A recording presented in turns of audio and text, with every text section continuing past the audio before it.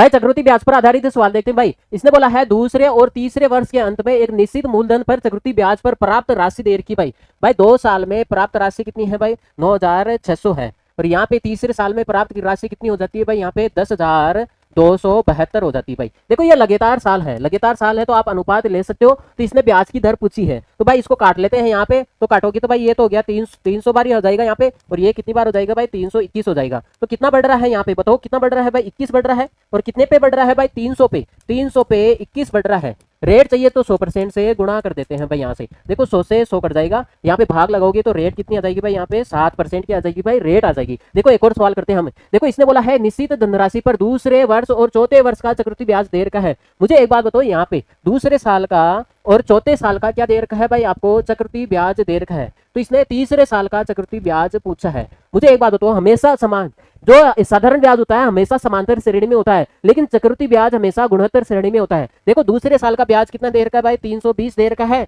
और चौथे साल का कितना देर का है भाई? यहाँ पे 2000 देर का है। तो तीसरे साल का ब्याज पूछा है। मान लेते हैं ये है भाई ए, ये है भाई बी और ये है सी है। तो गुणोत्तर श्रेणी में बीचला पद कैसे ज्ञात करते हैं भाई? बीच वाला पद ऐसे ही तो करते हैं भाई, प्रथम और तीसरे पद का गुणनफल का वर्गमूल ले लेते हैं। ठीक है, ऐसे तो ज्ञात करेंगे हम। ए कितना है भाई? यहाँ पे 320 है।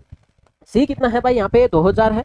देखो भाई यहाँ पे 4 जीरो का मतलब कितना हो गया? बाहर आ जाएगा 2 जीरो, बाहर आ जाएगा भाई। कितना जीरो आ जाएगा भाई? 2 जीरो आ जाएगा। यहाँ पे 32 दूनी 64, 64 का वर्गमूल कितना आ जाएगा भाई? 8 हो जाएगा। इसका मतलब है तीसरे साल का ब्याज चक्रवृद्धि ब्याज कितना आ जाएगा यहाँ पे भाई? 800 आ जाएगा। ठीक भाई, ओके।